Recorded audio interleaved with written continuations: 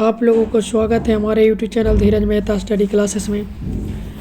आप लोगों के लिए आज ये सेकेंड वीडियो लेकर आए हैं बायोलॉजी का। पिछले वीडियो में हम आप लोगों को 96 में 96 क्वेश्चन दे चुके थे और हम ये भी बताए थे कि ये सब 100% VVI क्वेश्चन है, इससे फालतू जो है कि एग्ज़ाम में नहीं पूछेगा। तो आगे हम लोग चलते हैं। स्टूडेंट बताइएगा कि मानव हृदय में कितने कोष्ठ होते हैं। तो 4 कोष्ठक होते हैं। मानव हृदय में कितने कोष्ठक होते हैं? तो 4। चाहे कोष्ठक बोले, चाहे चैम्बर्स बोले, चाहे बेस में बोले, कितने हो जाएंगे? 4। और कौन कौन होता है? तो दायां अलिंद, बायां अलिंद, दायां निलय और बायां निलय। सब आप लोग पढ़े होंगे तो जा रहे होंगे। ऑस्टोमाटा के खुलने और बंद होने की क्रिया को कौन नियंत्रित करता है? तो द्वार कोशिका। जो कोशिकाएं होती है, जो रंध्र होती है, वो द्वार कोशिका से घिरी होती है। द्वार कोशिका जो होती है सहायक कोशिका से घिरी होती है। पौधे में गैसों का आदान प्रदान किसके द्वारा होता है? तो रंध्र के द्वारा होता है। निम्न में सबसे तेज धड़कन किसका होता है? तो चूहा का होता है। किसका होता है? चूहा का होता है। फ्लोएम उत्तक द्वारा कार्बोहाइड्रेट का परिवहन होता है, सुक्रोज के रूप में होता है। किसकी उपस्थिति के कारण रक्त लाल दिखाई पड़ता है? तो हीमोग्लोबिन के कारण पड़ता है। हमारा शरीर किस पीएच परास के बीच कार्य करता है? इसकी VVI क्वेश्चन है, इसको ध्यान से देख लीजिएगा। 7.0 से लेकर 7.8 तक ला हमारा शरीर किस पीएच परास के बीच कार्य करती है? तो 7 से लेकर 7.8 के बीच में कार्य करती है। फिर आप लोगों का जो है रुधिर का कौन सा अवयव रक्त स्राव को रोकने में मदद करता है? तो प्लेटलेट्स करता है। कौन करता है? प्लेटलेट्स। इसी को जो होता है रक्त स्राव, जब रक्त बहने कट छट जाता है तो रक्त बहने लगता है, तो यही जो प्लेटलेट्स होता है जो हम लोग को रोकने में मदद करता है। पानी एवं घुलित खनिज का पौधे में स्थानांतरण होता है जाइलम नलिकाओं के द्वारा। किसके द्वारा? जाइलम नलिकाओं के द्वारा। और भोज्य पदार्थ जो है फ्लोएम के द्वारा। पौधे में खाद्य पदार्थों का स्थानांतरण किस रूप में होता है? तो सुक्रोज के रूप में होता है। और बताइएगा कि पौधे में खाद्य पदार्थ किस रूप में जमा होता है? तो स्टार्च के रूप में। इसको मंड कहिए, ये अंग्रेजी शब्द है, स्टार्च हिंदी रूप है मंड। कि पौधे में खाद्य पदार्थ यानी पेड़ पौधा में भोजन किस रूप में संचित रहता है? इससे ऐसे भी क्वेश्चन पूछ सकता है कि पेड़ पौधा में भोजन किस रूप में संचित रहता है या जमा रहता है? तो मंड या स्टार्च के रूप में जमा रहता है। फ्लोएम में खाद्य पदार्थों का परिवहन पौधे के किस दिशा में होता है? तो ऊपर और नीचे दोनों दिशा में होती है। फ्लोएम में खाद्य पदार्थों का परिवहन किस ऊपर और नीचे, यही ध्यान रखना है कि फ्लोएम में खाद्य पदार्थों का परिवहन होता है ना, जो ऊपर और नीचे दोनों तरफ होता है, लेकिन जाइलम में सिर्फ नीचे से ऊपर होता है। हृदय के बेसमों का शिथिलन क्या कहलाता है? तो डायस्टोल कहलाता है। क्या कहलाता है? डायस्टोल कहलाता है। पादप में जाइलम उत्तरदायी होता है जल का वहन के लिए। यानी जल को पेड़ पौधा के हर एक भागों में पहुंचाने के लिए जो उत्तरदायी होता है जाइलम। याद रखिएगा, जाइलम जो है जल का परिवहन करता है, जैसे जल और जैसे जाइलम। पत्तियों में गैसों का आदान प्रदान होता है रंध्र के द्वारा होता है। कौन के द्वारा होता है? रंध्र के द्वारा होता है। और रंध्र हम बताए कि द्वार कोशिका घिरी होती है और द्वार कोशिका जो होती है सहायक कोशिका से घिरी होती है। हृदय से रक्त को संपूर्ण शरीर में पंप किया जाता है नीले के द्वारा। कोची के द्वारा? नीले के द्वारा जो होता है। फेफड़ा खून को शुद्ध करता है और शुद्ध करने के बाद हृदय को देता है, और हृदय जो है पूरा शरीर में पंप करने का काम करता है। किस यंत्र का उपयोग रक्त दाब मापने में किया जाता है? तो स्फाइगमोमैनोमीटर।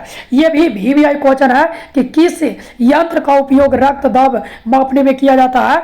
तो स्फाइगमोमैनोमीटर किया जाता है।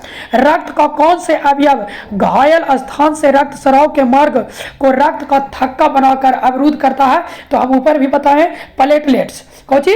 प्लेटलेट्स, जिसको हीमोफीलिया बीमारी हो जाता है ना, उसको खून के किसी भी हिस्सा का कट जाता है तो जो होता है कि जल्दी खून का थक्का नहीं बनता है, खून का स्राव होता है, जेकर कारण आदमी को मृत्यु भी हो जाता है। ये विटामिन के कारण होता है।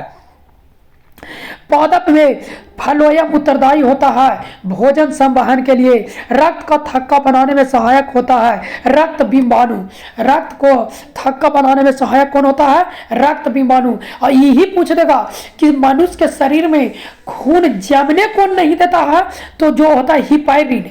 कौन? हिपैरिन।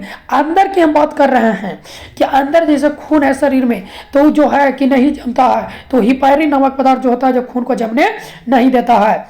एक कोशिकीय शैवाल में जल का परिवहन विसरण क्रिया के द्वारा होता है। मानव हृदय का औसत प्रकुंचन दाब है लगभग 120 mmHg होता है। 120 mmHg होता है, यानी रक्त दाब जो होता है, प्रकुंचन दाब जो होता है 120 होता है। पौधे में बाष्पोत्सर्जन किस भाग में होता है? तो पत्ता से होता है। बाष्पोत्सर्जन क्या चीज होता है? पत्ता से होता है। गौड़ कोशिका की कौन सी भित्ति मोटी होती है? तो भीतरी भाग जो होता है मोटी होती है। प्रोटोजोआ पदार्थ का निष्कासन कैसे होता है? चलिए देखिएगा, विसरण के द्वारा होता है। किस क्रिया के द्वारा होता है? विसरण।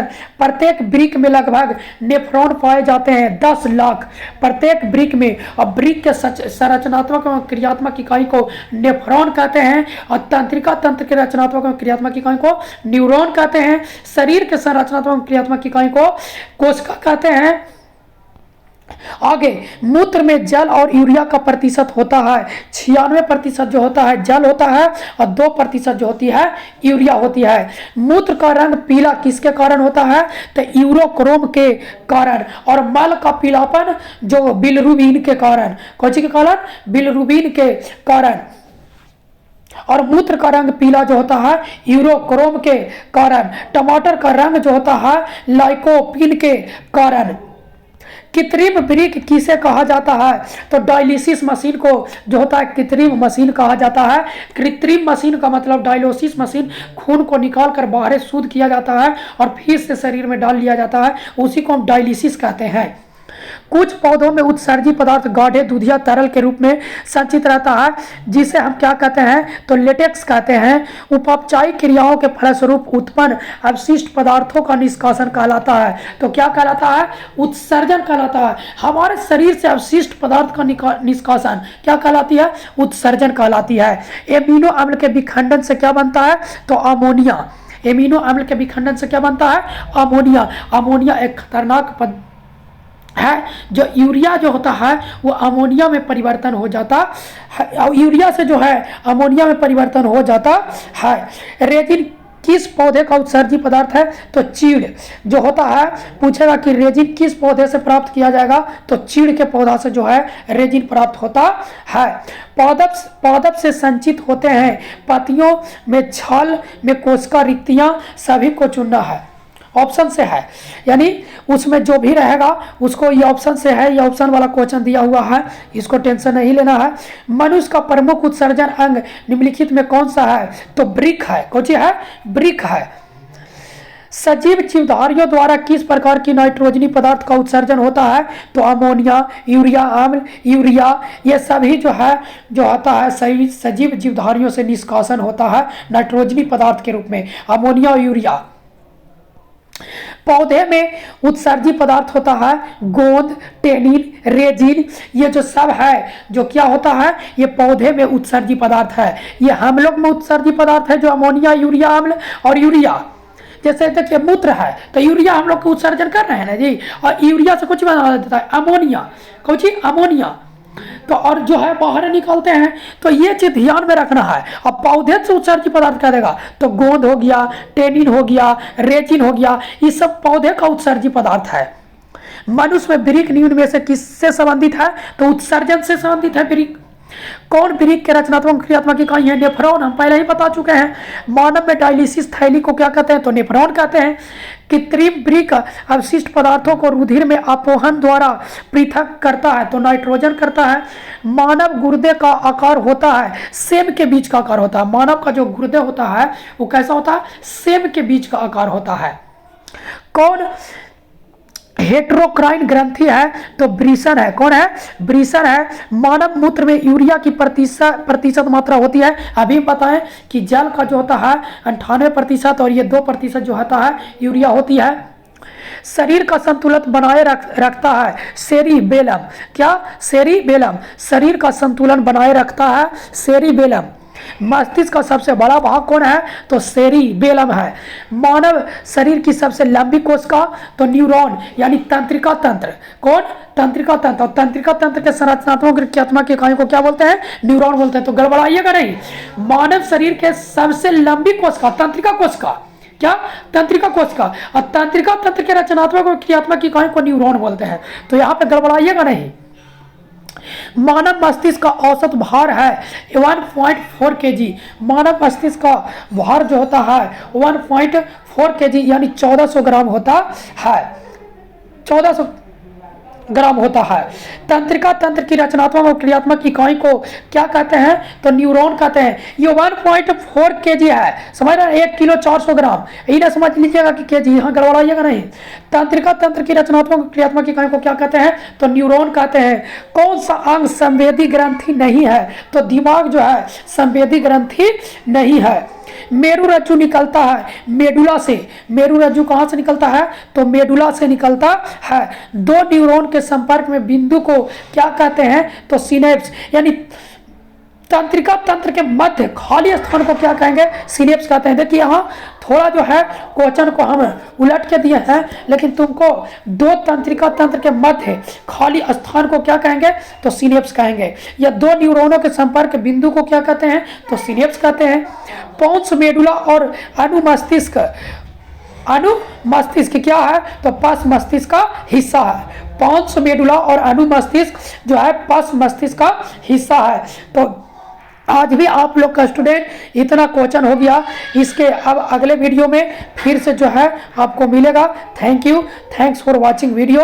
और अगर अच्छा लगे तो लाइक और सब्सक्राइब जरूर करें और शेयर भी करें, जिससे आप और आपको दोस्त को फायदा हो। Thank you.